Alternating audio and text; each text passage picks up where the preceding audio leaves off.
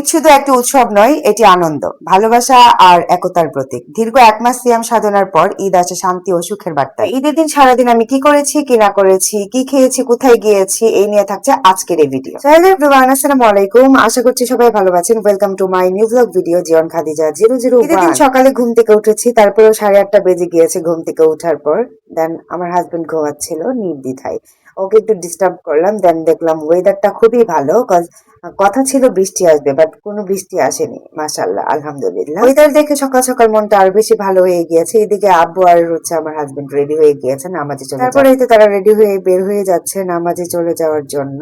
খুব সুন্দর একটা দিন ছিল, সবাই সুন্দরভাবে নামাজ পড়লো, কারণ কোনো বৃষ্টি ছিল না। তারপর এই তো আমি এখানে ঘুম থেকে ওঠার পরে এখন ভাবলাম যে একটু ফ্রেশ ট্রেশ হয়ে নিই। দেন গোসল করে ফেলেছে। আসলে ঈদের দিন সকালে গোসল করে খাইতে হবে মিষ্টি জাতীয় জিনিস, এটা কেন জানি আমাদের রীতি মনে হয় আমার কাছে।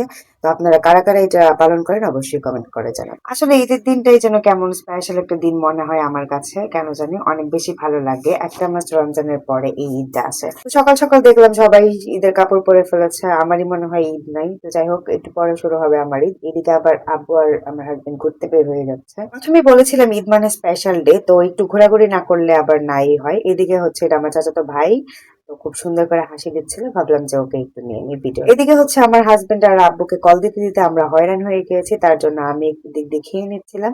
আম্মু বলছে একটু পরে খাবে, আমি তো খুব মজা করে খাচ্ছিলাম। আসলে আমার একটু পরে পরে খিদে লাগে, এটা আপনারা অবশ্যই জানেন। দেন খাওয়ার পরে বেশি খায়া ফেলছি, মাথা যেন কেমন করতেছে। তারপর ভাবলাম যে একটু পান খেয়ে নেই। আসলে ঈদের দিনও পানটাকে বাদ দেইনি। তো যাই হোক, এই তো পান খেয়ে একদম লাল হয়ে গিয়েছে।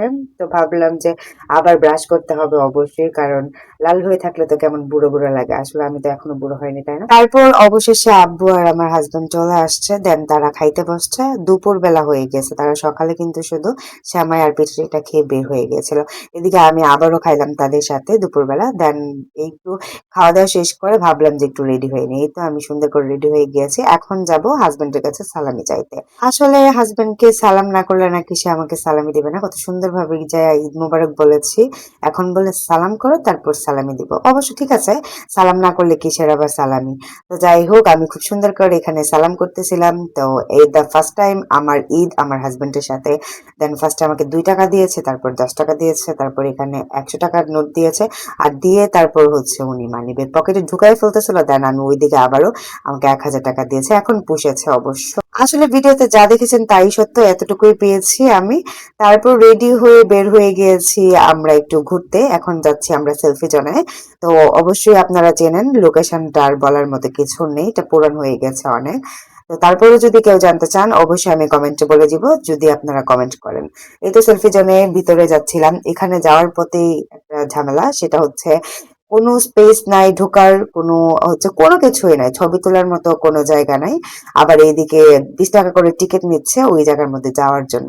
আসলে ভাই, আগে হচ্ছে মানুষের টাকাটা বড় বিষয় না, কথা হচ্ছে যে আপনারা স্পেস দেন, 10 মিনিট টাইম দেন, যে 20 টাকার উপরে 10 মিনিট টাইম দিয়ে আপনি ওইটা ছবি তুলে চলে আসবেন, বা 10 মিনিটের ভিতরে যা ছবি পারেন তা তুলবেন।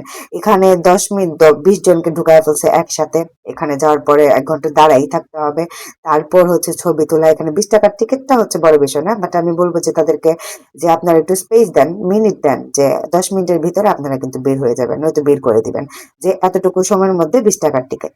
যাই হোক, এই বিষয়টা আমার খারাপ লেগেছে, তার জন্য আপনাদের সাথে শেয়ার করেছি। নয়তো সেলফি জন আগে থেকে অনেকটাই সুন্দর করেছে যদিও, বাট সুন্দরটা আমার কাছে লাগেনি তেমন, কারণ কোনো দাঁড়ায় একটা ছবিও তুলতে পারিনি, কোনো কিছু করতে পারিনি। তারপর এখান থেকে চলে আসলাম, আসছি হচ্ছে গুরুদেয়ালে। গুরুদেয়ালে আসার পরে এখানে 1 কাপ চা খাচ্ছিলাম। আসলে সুমন ভাইয়ের চা তো খাইতেই হবে, কলেজ মাঠে গিয়েছি, সুমন ভাইয়ের চা খাবো না এটা কখনই হবে না আমার সাথে। তারপর এই তো আমরা 3-4 জন গিয়েছিলাম, তো ভাবলাম যে এখানে আগে চা খাই, তারপর বাকি কিছু খাইলে খাবো, না খাইলে নেই, ওটা হচ্ছে পরের কথা। এখানে যাও ঝামেলা, চেয়ার পাচ্ছিলাম না বসার জন্য, অনেক মানুষ ছিল। আসলে সবাই ঘুরতে বের হয়, সবারই তো মন চায়, তাই না? বাট ঈদের দিন একটু বেশি মানুষ থাকে, বলেন হাজবেন্ড ওয়াইফ বন্ধু বান্ধব বা সবকিছু মিলিয়ে আর কি। তো অবশেষে আমরা মুড়া পেয়েছি, খুব সুন্দর করে বসে খাচ্ছিলাম। আর বেশিরভাগ মানুষ এখানে দাঁড়িয়েছিল, কজ মানুষ বেশি, চেয়ার টেবিল কম, এই কারণে। এই ছিল আজকের ভিডিও, কেমন লেগেছে কমেন্টে অবশ্যই জানাবেন। আশা করছি সবাই ভালো থাকবেন, নিবেন, আমার জন্য দোয়া করবেন। আল্লাহ হাফেজ।